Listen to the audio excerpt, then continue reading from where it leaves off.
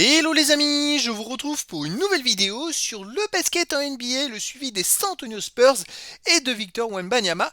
Et cette nuit, les Spurs ont gagné à Milwaukee 127 à 95, un match encore à sens unique. Une nouvelle fois, ils se sont baladés comme c'est un peu le cas depuis plusieurs matchs avec un démarrage canon et ensuite ils gèrent tranquillement jusqu'à la fin de la rencontre avec un dernier quart-temps où les stars peuvent même tourner, se reposer pour les prochaines rencontres et l'effectif qui fait tourner. Franchement, ça a été encore un match vraiment énorme collectivement de la part des Spurs avec un très bon Wemby, mais un peu plus compliqué avec la balle. Il a voulu un peu forcer, c'est la première fois que je le vois un petit peu forcer, parce qu'il est en train d'essayer d'aller chercher tout simplement le titre de MVP, et donc il a un peu forcé certaines actions, et le souci c'est que les équipes adverses essayent de défendre à 2 ou 3 sur lui sur certaines actions, donc c'est quand même compliqué.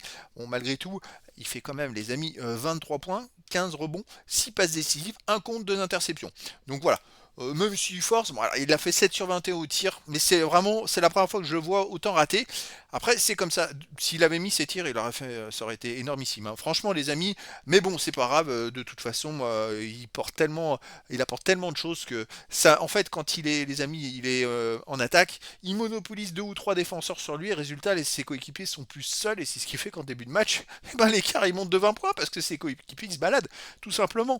Alors, dans cette vidéo, on va faire comme d'habitude, on va revenir sur les stats de ce match en détail avec les stats des équipes et des joueurs, sur le classement des Spurs dans la conférence Ouest avec le classement de la conférence Est également, les stats de Wemby en détail sur ce match, ses meilleurs perfs sur une rencontre, ses moyennes en saison régulière, ses stats dans l'histoire de la NBA, dans l'histoire des Spurs, et on terminera par le calendrier, la prochaine rencontre des San Antonio Spurs. Donc c'était le match 74. Après, il en reste que 8, hein, les amis. Donc on touche au but pour cette fin de saison. Alors, dans les stats, on a déjà premier carton remporté par les Spurs 37-24 plus 13. Deuxième carton gagné 30-21 par les Spurs plus 9, ce qui fait plus 22 à la mi-temps. Troisième carton 35-34 pour les Spurs plus 1, ça fait plus 23. Et dernier carton gagné 25-16 pour les Spurs. Ils ont gagné les 4 cartons, c'est quand même assez exceptionnel. Les joueurs, bon ben Wemby 23 points, 15 rebonds.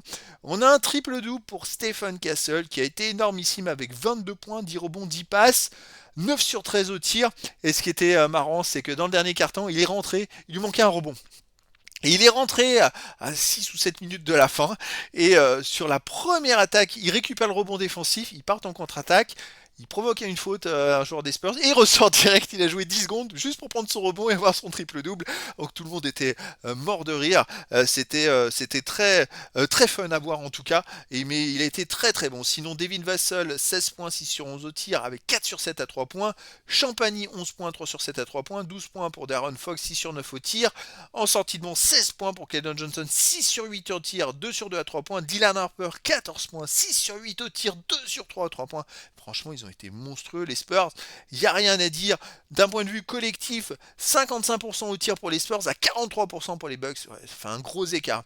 À 3 points, 40% pour les Spurs, à 30% pour les Bucks. Bon, c'est vraiment un gros écart.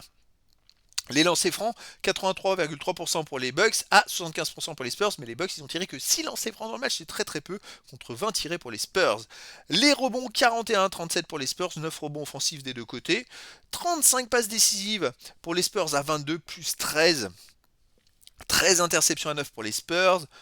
Par contre, les comptes, il n'y en a eu que 2 pour les Spurs et 5 pour les Bucks. Bon, ok, les ballons perdus, 11 pour les Spurs et 19 ballons perdus pour les Bucks. C'est vraiment, vraiment beaucoup. Les Spurs n'ont fait que 6 fautes dans le match, 18 pour les Bucks. Que 6 fautes dans un match gagné aussi facilement, c'est quand même assez incroyable. Côté des Bucks, pour les joueurs, on a 12 points pour Dieng avec 5 sur 14 au tir. Miles Turner, 15 points. 4 sur 9 à 3 points, sinon 18 points pour Gary Trent Jr., 8 sur 11 au tir, 2 sur 4 à 3 points. Il était quand même plutôt adroit lui, hein. 12 points pour Ryan Rollins avec 5 sur 15 au tir, sans tir de banc. 10 points, 10 rebonds pour Jericho Sims en 22 minutes, c'est plutôt pas mal, 5 sur 7 au tir. Et puis 11 points avec 3 sur 7 à 3 points pour André Jackson Jr. Mais voilà, l'écart était trop important. Il manquait Antetokounmpo et il manquait des joueurs majeurs. Ça fait que il n'y avait aucune chance pour que les Bucks puissent rivaliser. On arrive les amis au classement des Spurs dans les conférences Ouest. Alors ils sont à 2 défaites seulement des Oklahoma City Thunder et ils sont toujours deuxième avec 8 défaites d'avance sur le troisième. Les amis, il reste 8 matchs à jouer, donc bon, je l'annonce, hein, les Spurs sont sûrs de finir deuxième quoi qu'il arrive. Et les Thunder, il aurait fallu qu'ils perdent 2 fois d'ici la fin de la saison, 8 matchs. C'est possible mathématiquement, mais bon. Côté de l'Est, les Pistons ont perdu, donc ils sont maintenant avec 2 défaites de plus que les Spurs. Donc voilà, c'est bien parti pour les Spurs pour finir dans les 2 premiers de la NBA, toutes conférences confondues. On continue les stats de Wemby. Alors il a joué 31 minutes, il fait 23 points, mais 7 sur 21 au tir. Oui, il a beaucoup forcé, 0 sur 3 à 3 points. Mais par contre, 9 sur 10 au lancer franc, ça c'est quand même énorme. 4 rebonds offensifs. En ce moment, il en prend pas mal des rebonds offensifs. Il va au combat, hein. Il y va. 11 rebonds défensifs, 15 rebonds au total. Encore 6 passes décisives. Vraiment, c'est très très bon. Il en a fait une dans le dos. Je sais plus pour Stephen Castle, je crois. Énorme.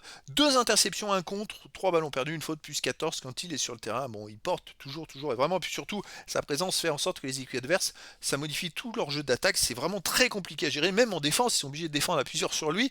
Ce qui rend ses coéquipiers tranquilles, plus tranquilles et plus forts. Donc il a une présence vraiment importante en attaque et en défense. Allez, c'est moyen en saison régulière, 24.2, 11 rebonds, 3 passes, une interception, une 3 contre 1, c'est quand même énormissime. C'est des stats dignes d'un MVP, les amis. Allez, pourvu qu'il soit MVP. Allez, dans l'histoire de la NBA, les amis. Et là, ça devient intéressant. Il est plus qu'à 14 contre de la 3e place à 22 ans d'Anthony Davis, puisqu'il est 4e à Wemby. Et c'est vrai qu'il en a fait qu'un dans ce match-là.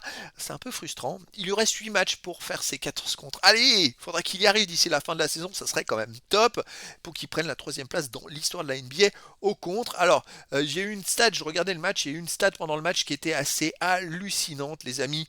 C'est-à-dire qu'ils se sont arrêtés puisque Wemby il a joué 175 matchs de NBA, se sont arrêtés à ça pour comparer ses stats de Wemby avec des stats des autres joueurs. Après 175 matchs, on parle pas d'âge, on parle pas de on parle arrivé à 175 matchs, voilà, on compare. Wemby, il avait marqué plus de points que Kobe Bryant. Il avait fait plus de comptes qu'Hakeem Olajuwon. Il avait marqué plus de 3 points que Stephen Curry. Non mais c'est quand même assez dingue. Il a pris plus de rebonds qu'un autre joueur aussi, je ne sais plus quel joueur, qui sont des joueurs qui ont marqué l'histoire de la NBA. Je me dis, mais c'est fou qu'il soit devant dans toutes ces statistiques. Mais c'est incroyable. C'est phénoménal. Alors là, bon bah écoutez, au contre, écoutez, il est 4e pour l'instant, en espérant qu'il aille chercher la 3e place. Les rebonds, alors moi je suis content, les rebonds offensifs, et écoutez, il grappille des places. Avec ses 4 rebonds offensifs, il a gagné 6 places, il est maintenant 126e de l'histoire, à 22 ans. Il commence à reprendre des petites places là, parce que depuis les derniers matchs, ça marche plutôt pas mal. Les passes décisives aussi, il en a gagné 3 passes, il est 110e, les interceptions. Il en a gagné 5, il est 128e. Je trouve qu'il a peut-être eu plus de mal en attaque, mais dans les autres compartiments du jeu, il a été présent dans tout, quoi. C'est fou. Et sinon, il n'est plus qu'à une place des 3 points marqués, mais il n'en a pas marqué dans ce match-là, comparé à la saison passée pour faire mieux que ses 21 ans, parce que ce qui compte c'est qu'il progresse, comparé à ses 21 ans, après je regarde les autres statistiques, les rebonds, total rebond, il est 33e de l'histoire de la NBA, 21e au rebond défensif, 17e aux 3 points tentés, c'est quand même phénoménal. Et puis il est 50e au point marqué. Il a gagné 2 places au point marqué, les amis. 50e de l'histoire de la NBA. On va voir s'il peut faire mieux qu'à ses 20 ans. Il avait fini 49e. Moi, j'y crois. C'est quand même très très bien parti pour. Et puis après, je tiens à préciser autre chose aussi. C'est que quand ils ont fait la comparaison de ses stats après 175 matchs avec les autres stars, c'est que Wemby, il n'a pas un gros temps de jeu. Alors, on parle de 175 matchs, on ne tient pas compte du fait qu'il y a eu des matchs manqués, on parle de 175 matchs joués, sauf que Wemby, il tourne à moins de 30 minutes par match. Il y a des joueurs qui étaient devant lui qui avaient plus de temps de jeu. Alors, peut-être pas Kobe Bryant, parce qu'au début, il jouait pas trop quand il était en première année de NBA, mais voilà, il y a d'autres joueurs qui étaient devant lui, tout simplement. Allez, dans l'histoire des San Antonio Spurs, les amis, bon, il n'a pas gaspillé de place à 22 ans, hein, il est toujours pas mal. Il lui manque 339 points pour aller chercher Tony Parker, mais il reste que 8 matchs à jouer, donc cette saison, ça va être compliqué d'aller chercher Tony Parker. Et puis les rebonds offensifs, il en manque 35 pour faire aussi bien que son écart avec le deuxième de la saison passée. Là, il lui a 207 de Joan Blair. La saison passée, il avait fini à 172, pardon. De lui, là, on a 207 de retard. On va voir parce que c'est pareil, c'est des joueurs dans les San Antonio Spurs qui ont peut-être pas joué toute leur carrière aux Spurs, donc à un moment il va peut-être grappiller aussi des places. Le duel ça va être surtout avec Tim Duncan, hein, je pense. Sinon dans les interceptions, il en a 35 de retard comparé à la saison passée où il était à moins 80 de Tony Parker et à moins 116. Bon, c'est quand même pas mal, hein. Les passes décisives, il est à moins 1047 de Tony Parker, mais il en a quand même fait 1668, c'est quand même exceptionnel. Franchement, les amis, je sais pas quoi dire. Je me demande s'ils n'ont pas comparé aussi le nombre de passes décisives avec un autre joueur après 175 matchs qui est plutôt connu. Il était au-dessus, donc c'est fou. C'est fou. Allez les amis, on se projette maintenant sur le calendrier. La prochaine rencontre, ce sera le 31 mars à 2 heures du matin, heure française, et les San Antonio Spurs vont recevoir les Chicago Bulls.